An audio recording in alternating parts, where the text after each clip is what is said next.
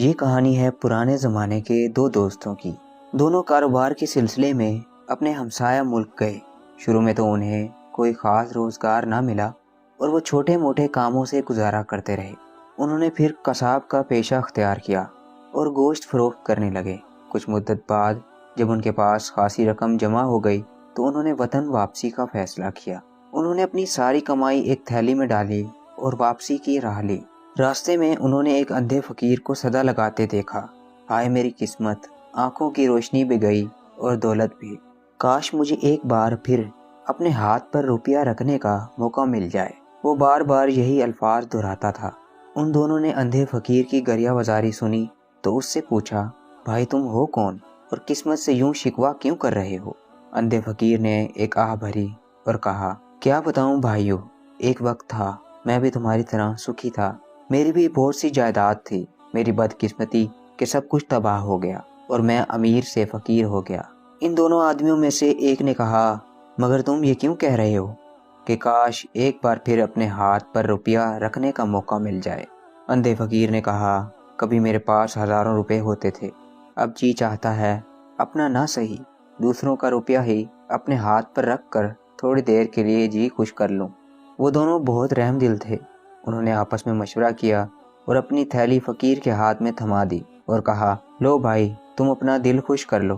اندھے فقیر نے ان کا شکریہ ادا کیا اور تھیلی کھول کر سکے ٹٹولنے لگا۔ تھوڑی دیر بعد دونوں دوستوں نے اپنی تھیلی فقیر سے واپس مانگی۔ یہ سنتے ہی فقیر کے تیور بدل گئے۔ اس نے کہا، تھیلی؟ کون سی تھیلی؟ کس کی تھیلی؟ بس اب بہت ہو گیا مذاق، ہماری تھیلی واپس کرو، ہمیں اپنے وطن واپس جانا ہے۔ فقیر نے تھیلی کو مضبوطی سے تھام لیا اور کہنے لگا، کیا زمانہ آ گیا ہے، ساری عمر بھیک مانگ کر میں نے پیسہ جمع کیا اور تم میری عمر بھر کی کمائی چھیننا چاہتے ہو؟ اتنا کہہ کر فقیر چل دیا۔ ان دونوں نے فقیر سے اپنی تھیلی چھیننے کی کوشش کی تو وہ زور زور سے چلانے لگا، ارے لوگو مجھے بچاؤ، یہ ڈاکو مجھے لوٹ رہے ہیں۔ فقیر کی چیخ و پکار سن کر لوگ دوڑے چلے آئے اور ان دونوں کو ڈاکو سمجھ کر پکڑ لیا۔ وہ بیچارے لوگوں کو یقین دلاتے رہے کہ پیسہ ان کا ہے، فقیر نے دھوکے سے ہتھیایا ہے، مگر ان کی بات کسی نے نہ سنی۔ جب مسئلے کا کوئی حل نہ نکلا تو لوگ اس فقیر اور دونوں آدمی کو بادشاہ کے دربار میں لے گئے۔ بادشاہ بہت عقل مند تھا۔ اس نے پہلے فقیر اور پھر دونوں آدمیوں کی کہانی سنی۔ کچھ دیر غور کرنے کے بعد اس نے ایک بڑی سی کڑھائی منگوائی اور حکم دیا کہ اس کڑھائی میں پانی ڈال کر گرم کیا جائے۔ دونوں آدمی بادشاہ کا حکم سن کر ڈر گئے۔ ان کا خیال تھا کہ بادشاہ انہیں کھولتے ہوئے پانی میں ڈال کر مار دے گا۔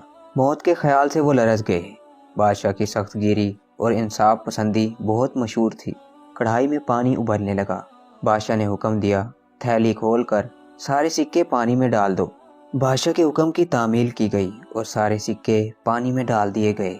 بادشاہ نے سب کو کڑھائی سے دور ہٹ جانے کا حکم دیا اور خود کڑھائی کے پاس جا کر پانی کی سطح کو غور سے دیکھنے لگا۔ تھوڑی دیر بعد بادشاہ واپس اپنے تخت پر جا بیٹھا۔